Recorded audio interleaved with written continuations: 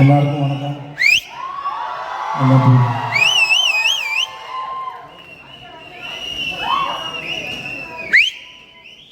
Time ஆயிடுச்சு. கட்சியாக என்கிட்ட கொடுத்துட்டாங்க. நான் வந்தது ப்ரொமோஷன் தான். எங்கே ஆரம்பம் தெரியல. முதல்ல நான் படத்தை பற்றி சொல்கிறேன். ட்ரெய்லர் பார்த்தேன் சார். அந்த டைட்டிலே ரொம்ப நல்லா இருக்குது. சிங்கப்பூர் சவுண்ட் ரொம்ப நல்லா இருக்குது. புதுசாக ஆரம்பித்த சேனலோட லோகா மாதிரியே இருக்குது சார் அந்த படத்தோட டைட்டில். அந்த எஸ்எஸ்எல் போட்டுருக்குது. ட்ரெய்லரில் வந்த வசனம், அது கொடுக்குற எனர்ஜி எல்லாமே ரொம்ப நல்லா இருக்குது. இந்த ட்ரெய்லரே நிறைய பேர் தேட்டர் கூட்டணும்னு நான் நம்புகிறேன். அப்புறம் பாலாஜி ஸ்க்ரீனில் பார்க்க ரொம்ப நல்லாயிருக்கு. பாலாஜி நானும் ரொம்ப வருஷம் முன்னாடி பிக் எஃப்எம்மில் வந்து பேசிட்டு ஒரு படம் ஸ்க்ரீன் பிளேலாம் பேசிட்டு ஒட்டமாக உட்காந்து ரொம்ப நேரம் ஒரு மணி நேரம் தமிழ்ச்சி பேசணும். இல்லை ரொம்ப நேரம் பேசணும். நான் அங்கேருந்து அவரை ஒரு தூரம் தாண்டி அப்புறம் நான்மாடுதலை பார்த்து இங்கே பார்க்கறதுக்கு ரொம்ப சந்தோஷமாக இருக்குது. அவரோட வளர்ச்சி, அப்புறம் அவர் பேசுகிற விதம், அவர் தைரியமாக தன்னோட கருத்துக்களை பேசுகிற விதம், இது அத்தனை நான் ரொம்ப ரசிக்கிறேன். அவங்க சத்தம் ரொம்ப நல்லா இருக்கு பாலாஜி. வாழ்த்துக்கள் உங்களுக்கு. நல்லா இருக்கு. அப்புறம் கட்டி இல்லைன்னா கஞ்சத்தனம். ஒருத்தர் பண்ண நல்லதை பேசும்போது சந்தோஷம் பாராட்டிடலாம். இந்த கோகுல் அந்த டைரக்டர் வந்து நிஜமாகவே ஒரு பெரிய டார்ச்சர். அவரோட வேலை செஞ்சுருக்கீங்க. ஏன்னா ராஜன் சார் வந்தார், யாராவது கான்ட்ரவர்சியாக பேசுவான்னு பார்த்தீங்க, யாருமே பேசல போல. சரி, நானாவது பேசிட்டு போயிட்டேன். பெரிய டார்ச்சர் தான். அவருக்கு வந்து ஒரு அடமாட்டம் தான் இருப்பார். ஆனால் கூகுள் சார் வேலை பார்க்க ரொம்ப இன்ட்ரெஸ்டிங்கான ஒரு ப்ராசஸ் அது. ஒரு எனக்கு அவர் சுமார் மூஞ்சுக்குமார் வந்து அவர் எப்படி உருவாக்கியிருப்பார் அப்படின்னு அவர் மைண்டில் எப்படி அந்த ப்ராசஸ் நடத்துறது ரொம்ப ஆச்சரியமாக இருக்கும். ஜுங்காவாக இருக்கட்டும், ஒரு சீனை ஆடியன்ஸ்க்கு இன்னும் எவ்வளோ தூரம் எங்கேஜிங்க கொடுக்க முடியும்னு யோசிக்கல. பெரிய கில் ஐடியா அவர். அவரோட வேலை பார்த்த எனக்கு 2 படம் மிக சிறந்த அனுபவம். இது ஒன்றுமே இல்லை. இன்னும் நீங்கள் இன்னும் பெரிய மேஜிக்லாம் பண்ணுவீங்க. நான் அது மாதிரி சொல்லிகிட்டே இருக்கேன். நான் அவர் ஜுங்கா பண்ண முடிச்சதுக்கும் சொல்லிட்டு இருப்பேன். இது ஒன்றுமே இல்லை சார். அவரோட பிரெயின் வந்து ரொம்ப எக்ஸ்ட்ரானரி. அது அவர் எங்கேருந்து எந்த சென்ஸ்லேருந்து காமெடி பிடிக்கிறாரு, ஒரு சீன் எப்படி கன்சியூம் பண்ணுறாரு, ரொம்ப ஆச்சரியமாக இருக்குது. ஸோ சார், உங்களுக்கு வாழ்த்த வயதில்லை வணங்குகிறேன் sir. Sathyaraj sir, I love to work with you sir. நீங்கள் நான் ரீசெண்டாக தொடர்ந்து உங்களுடைய பழைய படங்களை பார்த்துட்டேன் சார். தெற்கு திருமச்சானாக இருக்கட்டும், அமைதிப்பட இருக்கட்டும். அப்புறம் நான் வந்து உங்களுக்கு இன்ஸ்பிரேஷனாக இருக்கலாம். பெரிய அநியாயம் சார், நான் சொல்லாதீங்க சார். நீங்கள் வந்து யுவர் கிரேட்டஸ்ட் ஆக்டர்ஸ். நான் ரொம்ப ரசிச்சிருக்கேன். உங்களோட டைமிங்காக இருக்கட்டும், நீங்கள் ரொமான்ஸ் பண்ணுறதா இருக்கட்டும், சண்டை போடுறதா இருக்கட்டும், ஒரு சீனை வந்து நீங்கள் எலிவேட் பண்ணுறது வந்து இட்ஸ் எக்ஸ்ட்ராடனரி. நான் டப்பிங் தேட்டர் போகும்போது நான் கேட்பேன். நான் சவுண்ட் இன்ஜினியர்ஸ், பழைய சவுண்ட் இன்ஜினியர்ஸ் நாங்கள் கேட்பேன். ஆனால் பழைய ஆக்டர்ஸில் யாருன்னு பிரமாதம் உங்கள் பேரை தவறாமல் எல்லாருமே சொல்லலாம். சத்யராஜர் வந்து ஒரு லிப்ஸிங்க்கு கிட்டத்தட்ட 10-20 டயலாக் போட்டு படப்படப்பட்டு ஃபில்லப் பண்ணுவார் அப்படின்னு சொல்லுவாங்க. உங்களை பார்க்குறது வந்து sir, it's delight to watch. உங்களை பார்க்குறது வந்து அவ்வளோ சந்தோஷமாக இருக்கும். நீங்கள் இருக்கிற ஸ்க்ரீனில் நீங்களும் கவுண்டமணி சாராக இருக்கட்டும், இல்லை நீங்கள் தனியாக இருக்கிறதா இருக்கட்டும், நடிகனாக இருக்கட்டும், அமைதிப்படியாக இருக்கட்டும், எந்த படம் வேணால் எடுக்கலாம் சார். இட்ஸ் மினிமம் கேரண்டில் சூப்பர் கேரண்டி உங்களை உட்காந்து பார்க்குறேன் சார். அந்த ரொம்ப நாள் மனசார இருக்கிறேன். உங்களோட வந்து சரிக்கு சமமாக ஒரு படம் பண்ணணும் ஆசை சார். சப்போர்ட்டிங் ரோல்லாம் இல்லை சார், எனக்கு அப்படிலாம் இல்லை.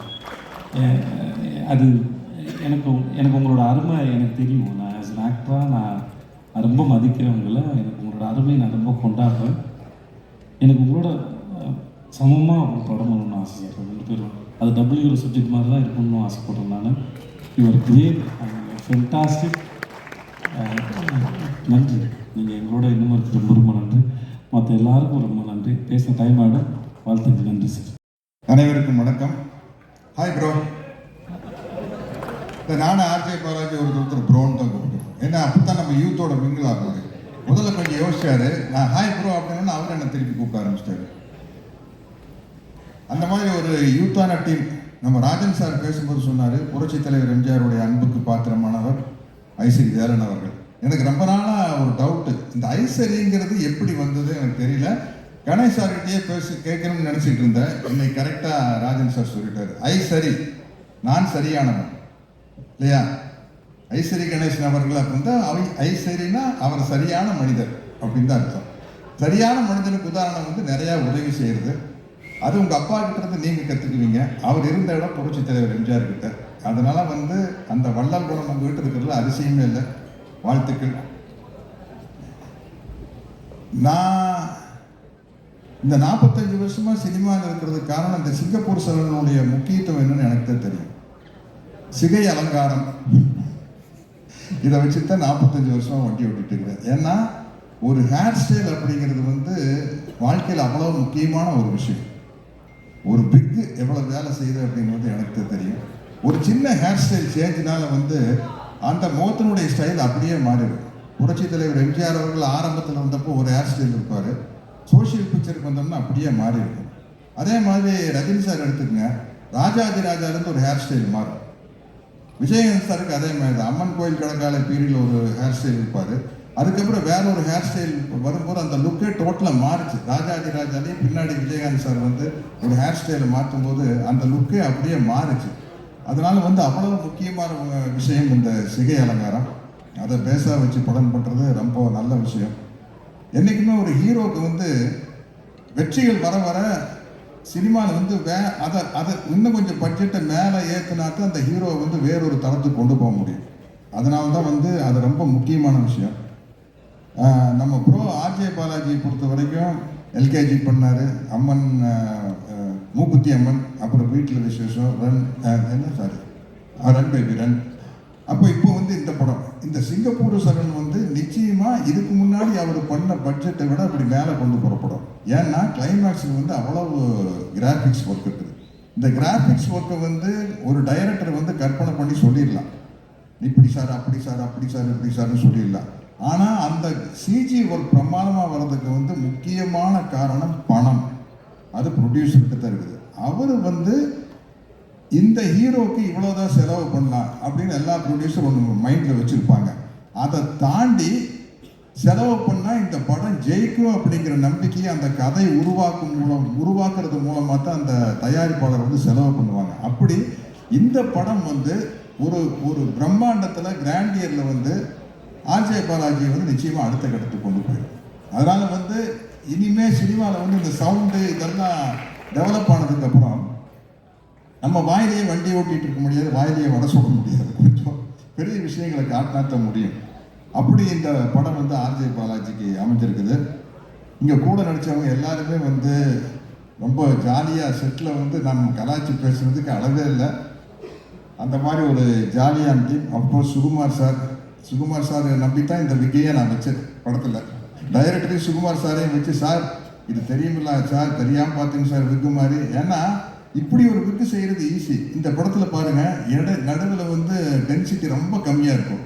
அது கொஞ்சம் ஏமாந்தா வந்து அந்த நெட்டு எல்லாம் ஒட்டுனா தெரிஞ்சிடும். அது சுகுமார் சார் கையில் தான் இருக்குது. அந்த கேரண்டி சுகுமார் சார் கொடுத்தனால தான் தைரியம் அந்த விக்கையை வைக்க முடிஞ்சது. அது பர்டிகுலராக இருந்தார் டைரக்டர், இப்படித்தான் வேணும் அப்படின்னு.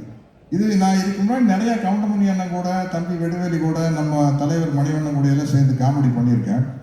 பட் நானே தனியாக ஒத்தையாக ஒரு காமெடி பண்ணி நடிச்சதுன்னா அது இந்த படமாக தான் இருக்கும். கிட்டத்தட்ட ஒரு இன்டர்வல் சீன் வந்து திருவிளையாடல் நாகேஷ் சார் மாதிரி, ஐயோ தனியாக புலம்ப விட்டுவிட்டானே அப்படிங்கிற அளவுக்கு நம்மளே பேசி நடிக்கிற மாதிரி ஒரு சீன். அதை வந்து தைரியமாக எனக்கு இப்படி ஒரு கேரக்டர் கொடுத்த டைரக்டர் கோகுல் சாருக்கு என்னுடைய மிகப்பெரிய நன்றி தெரிவிச்சுக்கிறேன்.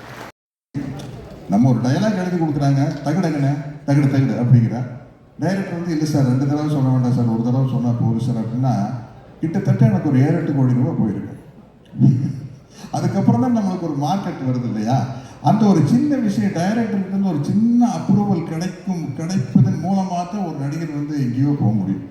அப்படி பல இடத்துலேருந்து நான் வந்து என்னை விட மூத்தவர்கள்கிட்டையும் எடுத்துக்குவேன், என்னை விட இளையவர்கள்கிட்டையும் எடுத்துக்குவேன்.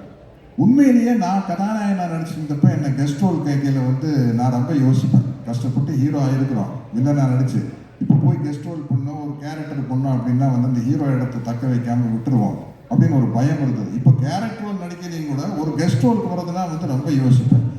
அதுக்கு எனக்கு ஒரு எனக்கு ஒரு தைரியத்தை கொண்டு வந்து கொடுத்தது வந்து விஜய் சேதுபதி தான்.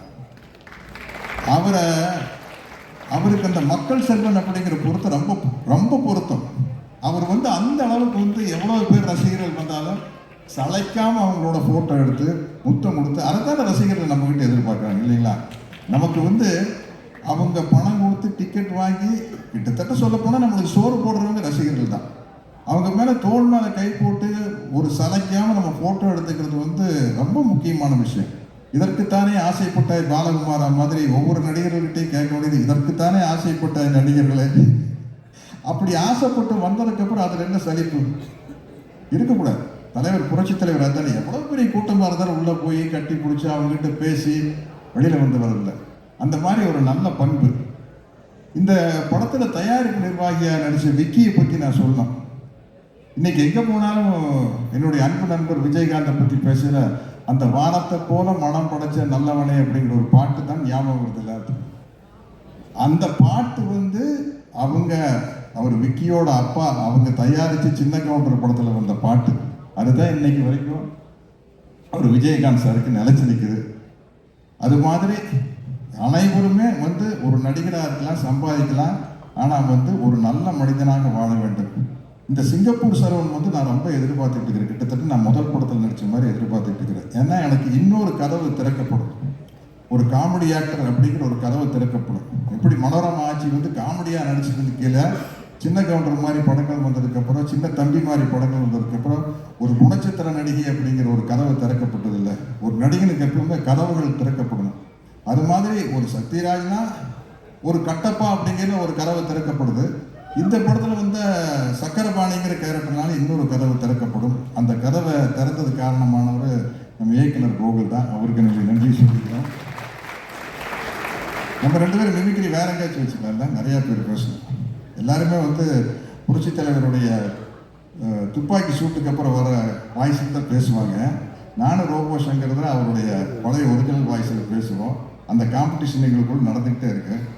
என்னை நம்பாமல் கெட்டவர்கள் நிறைய உண்டு, நம்பி கெட்டவர்கள் இன்று வரை இல்லை. ஓகேங்களா? பலம் இல்லாத மாடு, உட முடியாத கலப்பை, அதிகாரம் இல்லாத பதவி, இவைகளை என்றுமே நாங்கள் விரும்புவதில்லை. ஓகேதான்.